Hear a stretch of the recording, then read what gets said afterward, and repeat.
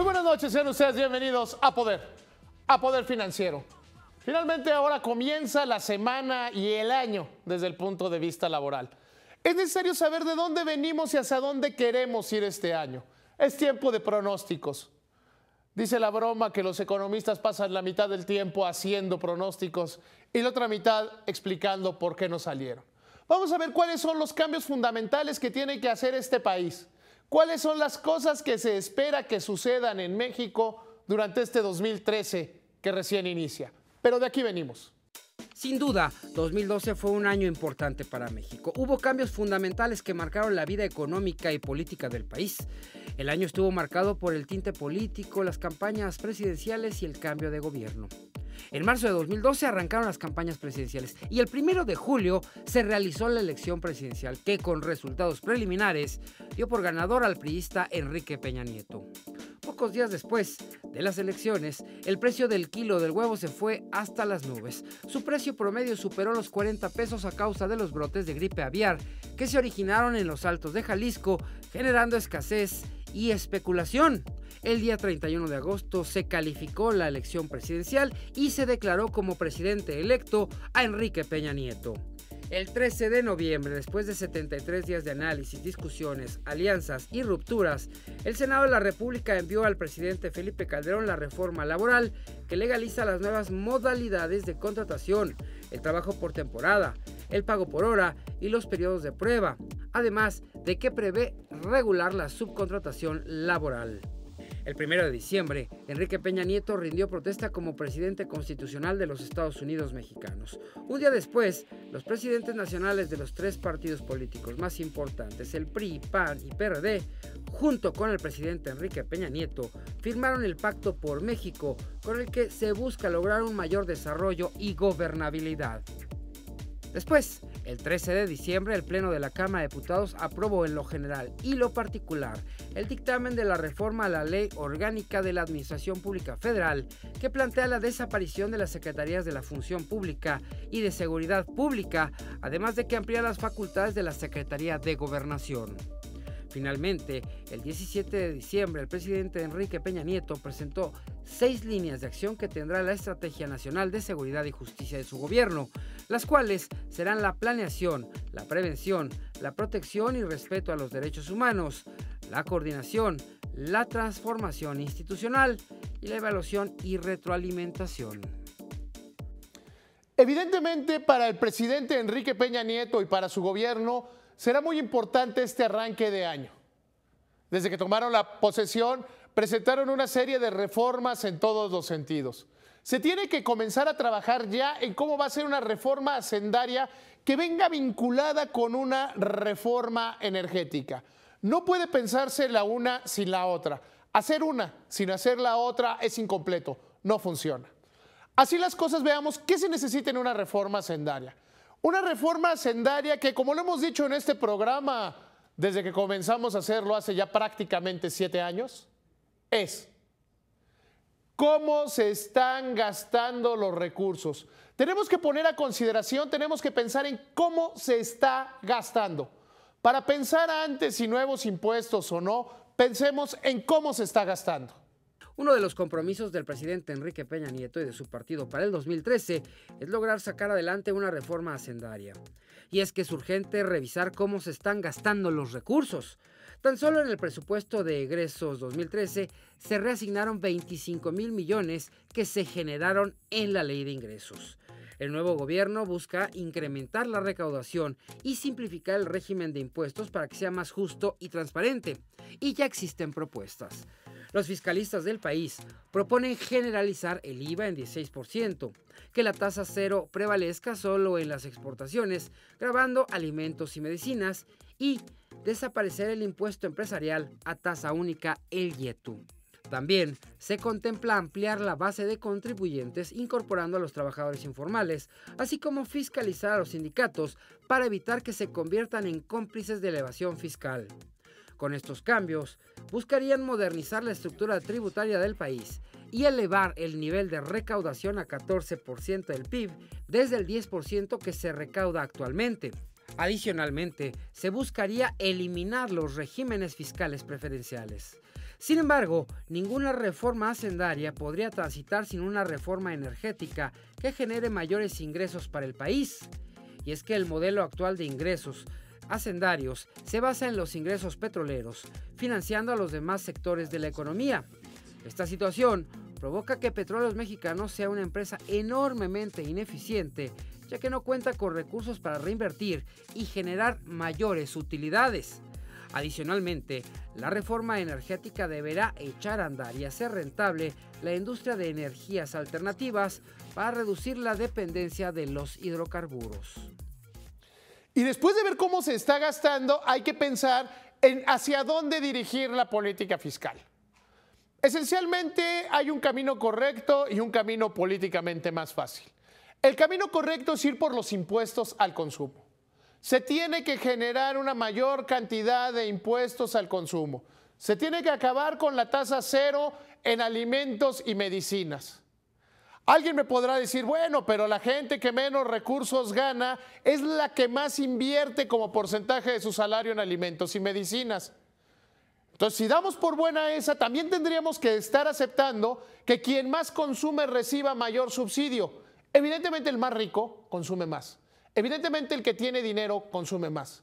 Entonces, si el que consume más se queda con un mayor porcentaje, tendríamos que replantearlo y tendríamos que replantearlo muy seriamente. Estas son las alternativas para generar impuestos en alimentos y medicinas.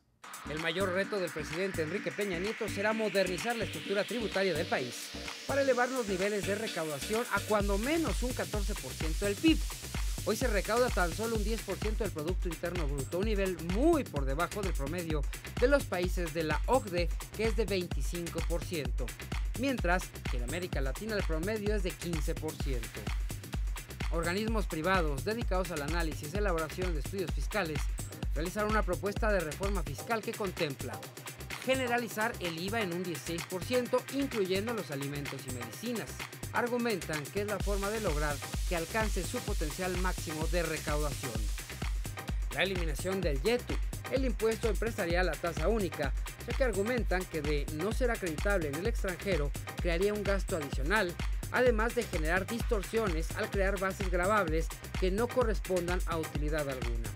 De hecho, en algunos casos la tasa efectiva pagada por las empresas puede superar el 47% por concepto de ISR y IETU, cuando esta no debería de superar el 30%. Esto resta competitividad a las empresas. También buscan ampliar la base de contribuyentes para cumplir con el mandato constitucional de que todos los mexicanos con capacidad contributiva apoyen el gasto público. Adicionalmente, se debe buscar una recaudación efectiva por parte de estados y municipios, ya que actualmente los estados recaudan en promedio solo 10% del total de los ingresos que perciben. Otra parte de la propuesta buscaría que existieran estímulos fiscales de largo plazo que detonen la inversión nacional y extranjera, así como el empleo y el ahorro. Asimismo, se buscaría la eliminación de regímenes fiscales preferenciales y especiales, así como mejorar la seguridad pública para proteger los derechos de los contribuyentes. Ahora bien, también es importantísimo quitar esta dependencia que creció en el nuevo presupuesto hacia los ingresos petroleros. Muchísimo más allá de dónde se pone el precio del barril, tiene que ver con los ingresos de Pemex. Pemex se tiene que ir volviendo independiente de las necesidades fiscales, pero no puede hacerlo, no debe hacerlo, si no hay una total y absoluta división. La división tiene que venir en que el gobierno, que el Estado fortalezca sus ingresos propios y que los ingresos petroleros sean adicionales. En ese sentido tiene que venir la reforma energética. Una reforma que no solo genere eso, sino que además y al mismo tiempo permita una mayor competencia. México no puede, no debe seguir siendo el país que tiene el sector petrolero más cerrado del mundo. La reforma hacendaria y energética que propondrá el gobierno del presidente Enrique Peña Nieto deberá liberar a Petróleos Mexicanos de la enorme carga fiscal que mantiene. Según consejeros de la propia paraestatal, si se redujera la tasa impositiva de la petrolera de 71.5 a 51.5%, se podría descargar fiscalmente a Pemex de entre 130 y 150 mil millones de pesos anuales. Estos recursos podrían ser canalizados para la inversión productiva. Esta inversión podría aplicarse a exploración, producción, transformación industrial de hidrocarburos, autosuficiencia de insumos petroquímicos y productos derivados, mantenimiento, comercialización, distribución, transportación, almacenamiento, investigación y desarrollo tecnológico e internacionalización de la empresa. Y es que actualmente la inversión en Pemex como proporción de sus ingresos totales es de apenas 9.6% en los últimos 10 años, mientras que Petrobras en Brasil invierte 33% de sus ingresos totales. Hoy, Pemex sostiene una tercera parte de los ingresos totales presupuestales del gobierno federal. Para revertir esto, el gobierno federal deberá lograr una reforma fiscal que quite carga a Pemex, al tiempo de que necesita buscar alternativas diferentes de energía que le reditúen ingresos. Un informe en Washington asegura que se debe apoyar en todo a México para que logre la reforma energética en 2013, ya que esto determinará hasta qué punto México podrá ser parte de la seguridad energética de Estados Unidos y de Norteamérica. Petróleos Mexicanos ha sido desplazado por el gigante petrolero de Arabia Saudita como segundo suministrador de Estados Unidos tras la caída de su producción de 3.4 millones de barriles a los 2.5 millones de barriles por día. La Secretaría de Comunicaciones y Transportes es una dependencia que sufre gigantismo. Las áreas que le corresponden de labor, las áreas donde tiene que trabajar, son demasiadas. Quizá se debería partir en 2 secretarías. Sin embargo, vamos viendo cuáles son las prioridades dentro de esta dependencia. Punto número 1. Se tiene que hacer una licitación de canales de televisión abierta. Hay quienes le llaman una tercera, una cuarta cadena. Son figuras que no existen. Tercera y cuarta cadena no existen. Son concesiones unitarias que se van uniendo y eso es lo que forma una cadena, pero no existe una cadena como tal. Son concesiones individuales y locales. Esta licitación deberá estar lista y bien hecha hacia finales del primer trimestre del año. Si bien es cierto que le corresponde a Cofetel, también es cierto que la Secretaría de Comunicaciones y Transportes tiene que poner reglas mucho más claras de hacia dónde quiere ir. En el gobierno y en el sector no existe duda de que se deben licitar las concesiones de televisión abierta que hoy tiene el Estado a través de un par de cadenas, como lo anunció el presidente Enrique Peña Nieto, al establecer sus prioridades de inicio de sexenio. El compromiso del presidente de la Comisión Federal de Telecomunicaciones, Moni de Swan, era entregar las bases de licitación de televisión antes del 30 de noviembre. Esto no se cumplió, y es que los mismos comisionados de la Cofetel coincidían en que la fecha era aventurada e irresponsable, ya que aún se necesitan más estudios y tener la opinión del gobierno federal. Y es que no debe olvidarse que aunque la Cofetel es un organismo autónomo, está subordinado a la Secretaría de Comunicaciones y Transportes, que por ley es la encargada de diseñar la política del sector. Haberse aferrado a publicar unas bases con el gobierno anterior hubiera implicado complejas negociaciones entre el nuevo equipo y los comisionados, o que las bases no hubieran contado con el apoyo del gobierno entrante. A partir del anuncio del presidente Peña Nieto, el tema ha tomado una gran velocidad y pudiera estar totalmente perfilado antes de que termine el primer trimestre de 2013. Hoy se sabe que se trabaja en un esquema que implicaría el empaquetamiento de bloques de señales, buscando que los ganadores tuvieran una presencia nacional, siempre considerando un esquema adecuado desde el punto de vista financiero y de penetración.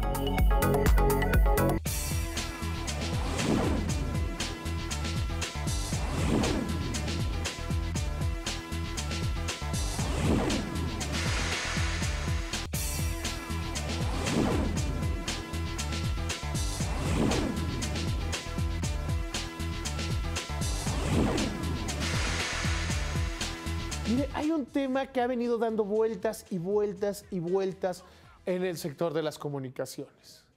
Desde finales del gobierno pasado y reiteradamente en este, se ha hablado de una política de cielos abiertos, que no es otra cosa más que permitir que empresas extranjeras hagan cabotaje, es decir, que empresas de otros países puedan aterrizar en México, subir pasajeros en México y trasladarlos dentro del territorio nacional. Hay quienes creen que eso va a generar una mayor competencia, que disminuirá los precios, que aumentará la conectividad, etcétera, etcétera, etcétera. Yo no lo creo. Yo lo que creo es que va a dañar a una industria que está creciendo, sí con problemas, pero una industria que crece. Ante la caída de Mexicana de Aviación y el incremento de operaciones de otras aerolíneas para suplir la salida de la empresa mexicana, mucho se ha especulado respecto a una política de cielos abiertos en el país que permitiría a aerolíneas extranjeras el operar abiertamente en México. Sin embargo, desde el año pasado, el gobierno federal ha dejado claro que en México no habrá quintas libertades o cabotaje para las aerolíneas extranjeras y solo buscará que éstas incrementen rutas y frecuencias en destinos turísticos en beneficio de los usuarios. Y es que el ejemplo es sencillo. Si los turistas internacionales ocuparan los 330,000 cuartos de hotel con que cuenta México, no habría asientos de avión suficientes porque México tiene fuertes problemas de conectividad. Es por esto que se decidió aplicar una política de conectividad, eliminando las restricciones que solo permitían la apertura de los cielos mexicanos en condiciones de reciprocidad en relación con los países cuyas aerolíneas quisieran entrar a nuestro país, permitiendo llevar a 50 millones el número de turistas extranjeros en 10 años. Y aunque se cederá en reciprocidad, da la oportunidad a aerolíneas mexicanas para crecer en un ambiente más competitivo y global, ya que el turismo se incrementará proporcionalmente. Para esto, la Secretaría de Comunicaciones y Transportes deberá fortalecer a la Dirección General de Aeronáutica Civil para que diseñe y supervise las políticas de aviación y seguridad. Para las economías más desarrolladas, la aviación es un arma competitiva utilizada para posicionarse en los mercados de exportación. Hoy, el país o región que no cuente con los medios de transporte adecuados simple y sencillamente está fuera de la competencia global por las inversiones. Durante este 2013, el gran reto en el sector financiero está dado en función de la apertura del crédito. El gobierno del presidente Enrique Peña Nieto ha sido particularmente puntual, particularmente insistente en que se tiene que ampliar el crédito, que el crédito tiene que llegar más a micro y pequeñas empresas. En unos días más se anunciará la creación del Instituto del Emprendedor. Los fondos PYME están teniendo más recursos. Sin embargo, se tiene que distinguir de lo que es capital semilla, de lo que es subsidio a una actividad económica, de lo que es una operación netamente crediticia. Abrir las llaves del crédito suena muy tentador, suena verdaderamente atractivo si se considera que el mayor crédito, mayor prosperidad. Sin embargo, se empiezan a perder controles. Y cuando se pierden los controles en el otorgamiento del crédito, crece la cartera vencida. Un crecimiento de cartera vencida no solo daña a quien recibió el crédito y no lo puede pagar, no solo daña a la institución, daña todo el sistema financiero mexicano. Es necesario no olvidar las lecciones del error de diciembre de 1994. Es necesario que no se nos olvide esta tragedia, que 20 años no es nada. La banca y el sector financiero en México se enfrentan a fuertes retos para este 2013. Y es que habrá más competencia con la entrada de 6 intermediarios más. Muchos de estos intermediarios buscarán llegar al sector que no recibe los servicios de la banca tradicional. Además, los intermediarios tendrán que hacer frente a algunas reglas para fortalecer su capital, incluidas en Basilea III y que entraron en vigor el 1 de enero. Otro reto será impulsar un mayor otorgamiento de crédito, sobre todo a personas de menores recursos, expandiendo la infraestructura del sector a través del esquema de corresponsales, sin dejar de un lado la educación financiera, que es el primer paso para lograr un mercado maduro con una amplia participación de la población. Las proyecciones anticipan un crecimiento en préstamos de la banca para el 2013 de un 15%. También en 2013, las autoridades deberán concretar el proceso de regularización de las cajas populares sin otorgar mayores plazos. Pero la mayor tarea será el otorgamiento de crédito a las pequeñas y medianas empresas, que son la base de la economía, ya que 2 de cada 3 mexicanos trabajan en este tipo de empresas. Sin embargo, el gobierno no deberá caer en la tentación de abrir demasiado la llave del crédito como un mecanismo de crecimiento. 1994 es un claro ejemplo de lo peligroso que podría ser un desmesurado otorgamiento de crédito. Hoy mismo, España sufre las consecuencias de un desbordamiento en el crédito. Y dentro de la banca va a ser una época de muchas fusiones y de mucho movimiento, ¿eh? Va a haber una gran cantidad de movimientos en el sector bancario mexicano. Va a haber fusiones, va a haber adquisiciones, va a haber cambios, muchos cambios en la composición de los miembros de la Asociación Mexicana de Bancos. La banca mexicana está calificada como una de las más sólidas en el mundo, ya que ha resistido de manera notable las crisis internacionales. Hoy, nuevamente es un ejemplo para la banca internacional. El motivo: la entrada en vigor en México de las reglas de capital o Basilea III, que buscan que los bancos eleven su capacidad financiera para que puedan enfrentar imprevistos sin caer en insolvencia. México se convirtió en el primer país que de manera anticipada adopta esta medida, a pesar del descontento de algunos miembros de la Asociación de Bancos de México, en especial de las instituciones bancarias de menor tamaño. Y es que los bancos más pequeños enfrentarán problemas para cumplir con los requerimientos de capital mínimo, ya que las reglas establecen que los bancos deberán contar con un índice de capitalización general del 10.5% y un capital básico de 7%. Este es el capital de mejor calidad y que permitiría a los bancos hacer frente a una eventualidad de manera inmediata. Los bancos de menor tamaño argumentan que acatar esta medida los llevará a limitar su crecimiento al dirigir más recursos a cumplir con el ICAP que otorgar crédito. Sin embargo, la opinión está dividida, ya que aunque en el corto plazo algunos bancos podrían limitar su capacidad de otorgamiento de crédito, en el largo plazo cumplir con estos requerimientos representará para la institución financiera un fondeo más barato en los mercados internacionales, además de que le da mayor solidez al sector bancario mexicano. Incluso muchas SOFOMES y SOFOLES que no se actualizaron o que detuvieron su crecimiento y que también participan en los círculos de crédito estarán condenadas a desaparecer o reinventarse, ya que no cumplirán con los requerimientos mínimos de capital. Y bueno, vámonos con mi compañero Juan Carlos Vázquez, que nos va a hacer su pronóstico. ¿Cuáles serán los negocios deportivos de este 2013? Para las marcas deportivas internacionales que están presentes en México, aquí les dejamos los eventos globales que serán un must en sus actividades, y patrocinio también aplica para las que se quedan fuera y buscan hacer guerrilla marketing en el 2013. Número 1, la selección mexicana de fútbol. El producto sigue incrementando su valor, ahora con la medalla de oro olímpica y este año de clasificación al Campeonato Mundial. Más de 15 encuentros durante el 2013 nos obliga a estar dentro, sí o sí. Taekwondo es un deporte que ha entregado grandes resultados para México, y este año tenemos en Puebla el Campeonato Mundial. Las marcas también deben estar dentro de este evento donde los mexicanos compiten ante los mejores del mundo. También hay torneos donde las marcas deberán pensar dos veces si entran o no, debido a diversas circunstancias que hacen poco atractivo el producto, que alguna vez fue interesante. El Abierto de Tenis de Australia es el primer Grand Slam del año, pero la ausencia de Rafael Nadal, quien protagonizó un gran partido final el año pasado ante Novak Djokovic, le resta vista. Federer y Djokovic siguen siendo grandes imanes de taquilla, pero falta Nadal en el mercado hispanoamericano. Esperemos que Nadal sí venga al Abierto Mexicano de Tenis, ya que sí mantiene su rehabilitación y cancela. Será un duro golpe para este evento en Acapulco. El golpeado Tour de Francia, los escándalos de doping han derrotado ampliamente al ciclismo y sobre todo al Tour. Muy devaluado llega al 2013, carente de estrellas, o las que van están envueltas en casos de dopaje. También como sugerencia de atletas mexicanos donde se podrá invertir dinero con grandes porcentajes en el retorno de inversión en el 2013 son Orlando City Salido, boxeador que mediáticamente tendrá su boom en el 2013, tiene pasta de ídolo y es probablemente el mejor mexicano en este momento en el deporte más popular del país. Paola Longoria será la atleta mexicana con la que se deberá apostar en el 2013.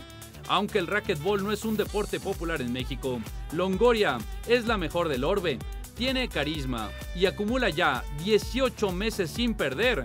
por lo que su racha mantendrá los ojos de los medios en esta menudita chica.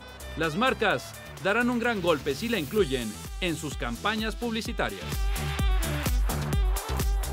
Este año que recién comienza, que estamos estrenando, va a ser un año de prosperidad, donde México va a crecer por encima del promedio del resto de las economías mundiales, donde a no ser que pase algo verdaderamente grave, la inflación estará por abajo del 4%. Sin embargo, el reto es si esta estabilidad económica comienza a llegar efectiva y eficientemente a los bolsillos de todos los mexicanos. Esa es la apuesta del nuevo gobierno. Vamos a ver si tienen resultados. Aquí, en Poder. En Poder Financiero estaremos un año más, un año felices de estar con ustedes, hablándole de lo importante, del poder, de Poder Financiero. Gracias, muy buenas noches.